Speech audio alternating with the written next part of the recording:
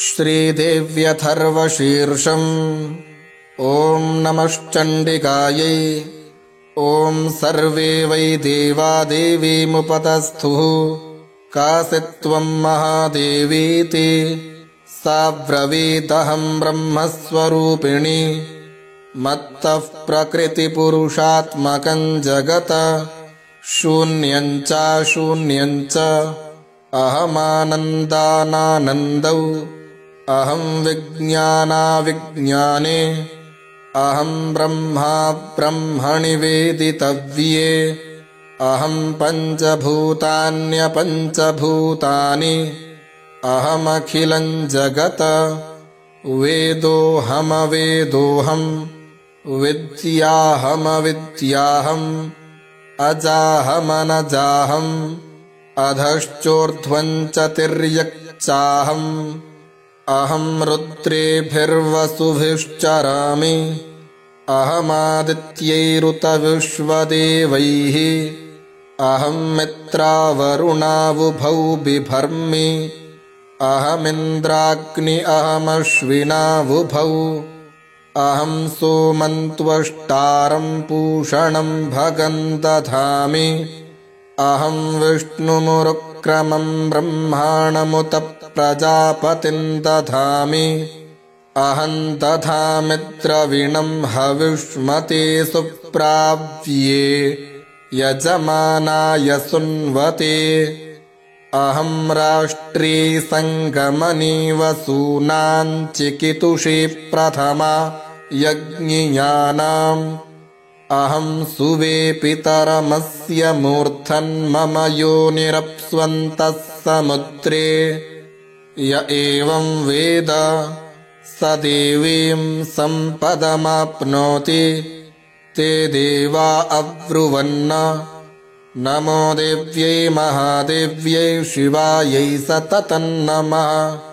नमः प्रकृत्यै भद्रायै नियताः प्रणतास्मताम्। तामग्निवर्णां तपसा ज्वलन्तीं वैरोचनीं कर्मफलेषु जुष्टाम्। दुर्गां देवीं शरणं प्रपद्य महेसुरान्नाशयित्र्यै ते नमः। देवीं वाचमजनयन्त देवास्तां विश्वरूपाः पशवो वदन्ति। सा नो मन्द्रिषमूर्जन् दुहानाथेनुर्वागस्मा नुपसुष्टुतैतु। कालरात्रिं ब्रह्मस्तुतां वैष्णवीं स्कन्दमातरम्। सरस्वतीमदितिं दक्षदुहितरन् नमामः पावनां शिवाम्। महालक्ष्म्यै च विद्महे सर्वशक्त्यै च धीमहि तन्नो देवी प्रचोदयात्। अदितिर्यजनिष्टदक्षया दुहिता तव। तान् देवा अन्वजायन्त भद्रा अमृतवन्धवः। कामो योनिः कमला वज्रपाणिर्गुहाहसा मातरिष्वाभ्रमिन्द्रः। पुनर्गुहा सकला मायया च पुरुच्यैषा विश्वमाता दिवोऽद्योम्। एषात्मशक्तिः एषा विश्वमोहिनी पाशाङ्कुशधनुर्बाणधरा। एषा श्रीमहाविद्या य एवं वेद स शोकं तरति।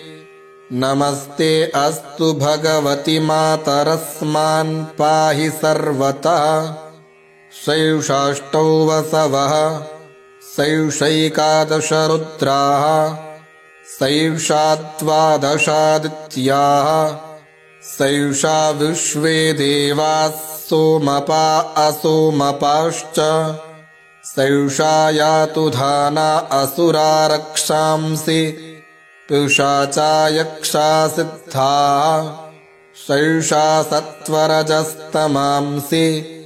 सैषा ब्रह्मविष्णुरुद्ररूपिणी। सैषा प्रजापतीन्द्रमनवः।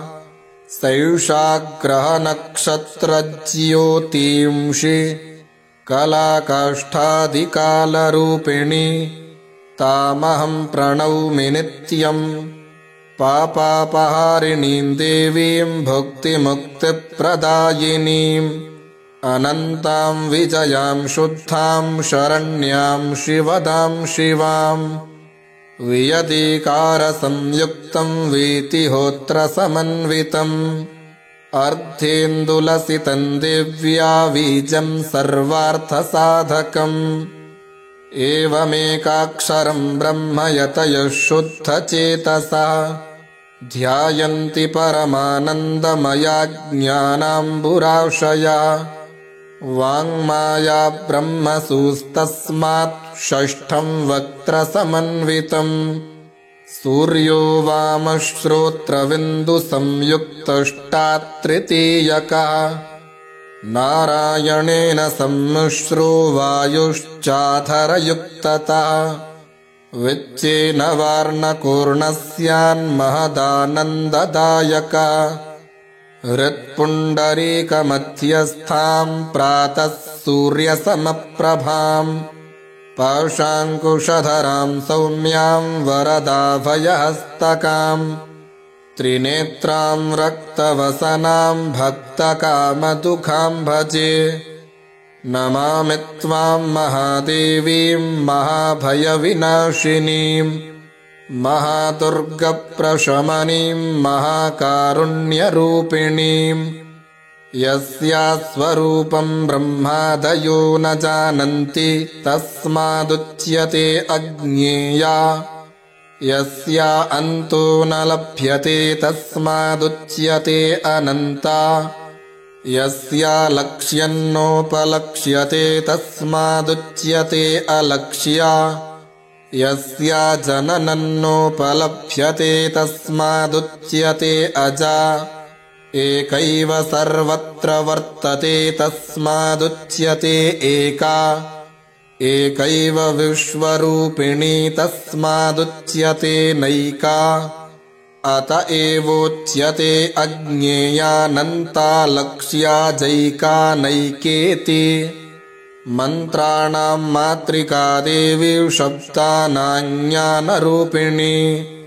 ज्ञानानां चिन्मयातीता शून्यानां शून्यसाक्षिणी यस्याः परतरन्नास्ति सैषा दुर्गा प्रकीर्तिता तां दुर्गां दुर्गमां देवीं दुराचारविघातिनीं